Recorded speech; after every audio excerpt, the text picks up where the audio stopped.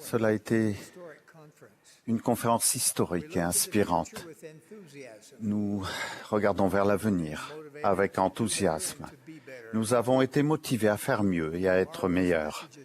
De merveilleux messages ont été donnés à cette chaire par nos autorités générales et officiers généraux. Et la musique a été sublime. Je vous exhorte à étudier ces discours dès cette semaine. Ils expriment la volonté du Seigneur pour son peuple aujourd'hui.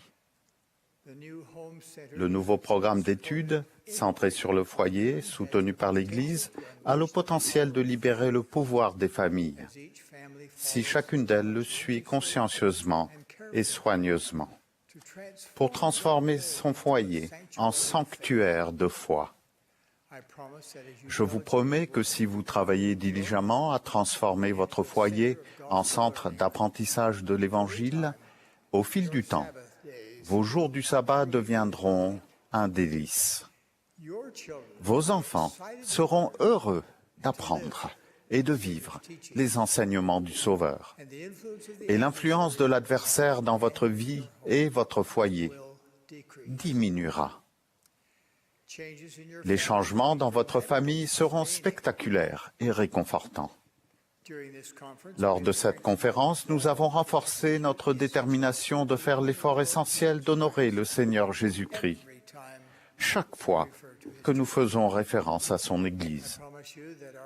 Je vous promets que notre rigueur à utiliser le nom exact de l'Église du Sauveur et de ses membres fera grandir notre foi et nous permettra d'accéder à un plus grand pouvoir spirituel. Parlons maintenant des temples.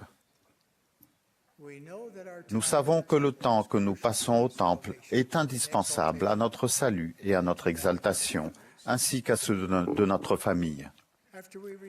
Après avoir reçu nos ordonnances du temple et contracté des alliances sacrées avec Dieu, chacun de nous a besoin de la force et l'accompagnement spirituel continu qui sont accessibles seulement dans la maison du Seigneur. Et nos ancêtres ont besoin que nous les servions par procuration. Réfléchissez à la grande miséricorde et à la justice de Dieu qui, avant la fondation du monde, a prévu un moyen d'offrir les bénédictions du temple aux personnes qui sont mortes sans connaître l'Évangile. Ces rites sacrés du temple sont anciens. Pour moi, cette ancienneté est saisissante et constitue une preuve supplémentaire de leur authenticité. Mes chers frères et sœurs, les assauts de l'adversaire deviennent exponentiellement plus intenses et plus diversifiés. Nous n'avons jamais eu autant besoin de nous rendre régulièrement au temple. Je vous supplie d'examiner dans la prière la façon dont vous utilisez votre temps. Investissez-le dans votre avenir et dans celui de votre famille. Si vous avez un temple situé à une distance raisonnable, je vous exhorte à trouver le moyen de prendre régulièrement rendez-vous avec le Seigneur, d'être dans sa sainte maison, et à respecter cet engagement avec rigueur et joie. Je vous promets que le Seigneur vous apportera les miracles dont il sait que vous avez besoin si vous faites des sacrifices pour le servir et l'adorer dans ses temples. Nous avons actuellement 159 temples consacrés. Nous avons à cœur de prendre soin de chacun de ces temples et de les entretenir de la meilleure manière qui convient. Mais avec le temps, les temples ont nécessairement besoin d'être rénovés ou rafraîchis. Ainsi, nous projetons actuellement une rénovation du temple de Salt Lake et d'autres temples datant de l'époque des pionniers.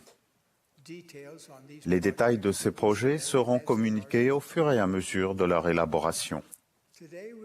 Nous avons aujourd'hui le plaisir de vous annoncer le projet d'en construire davantage. Ces temples seront construits aux endroits suivants: Mendoza, Argentine; Salvador, Brésil;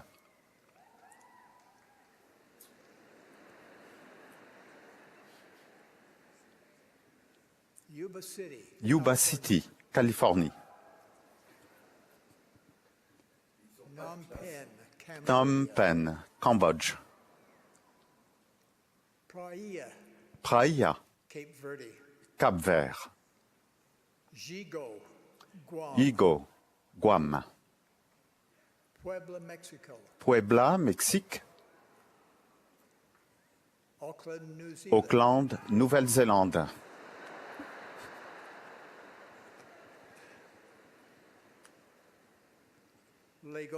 Lagos, Nigeria. Davao, Philippines.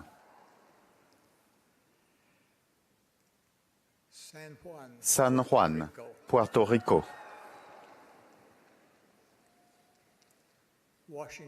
Et comté de Washington, Utah.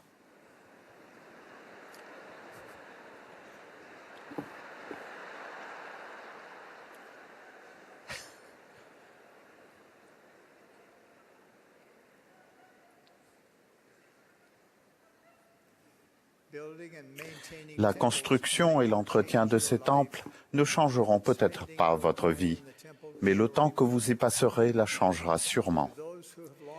Si vous ne vous y êtes pas rendu depuis longtemps, je vous encourage à vous préparer et à y retourner le plus tôt possible.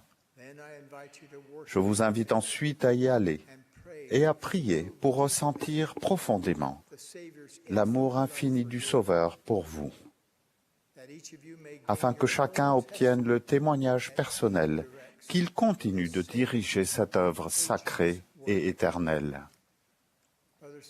Frères et sœurs, je vous remercie de votre foi et de votre soutien. Je vous donne ma bénédiction avec tout mon amour, afin que vous vous fassiez un festin de la parole du Seigneur et mettiez ses enseignements en pratique.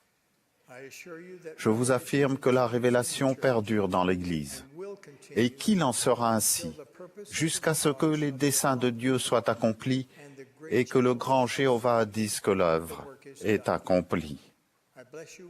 Je vous bénis afin que vous ayez une foi accrue en lui et en son œuvre, ainsi que la foi et la patience de supporter vos difficultés personnelles. Je vous bénis pour que vous deveniez des saints des derniers jours exemplaires. Je vous donne cette bénédiction et je vous rends mon témoignage. Dieu vit, Jésus est le Christ, c'est son Église.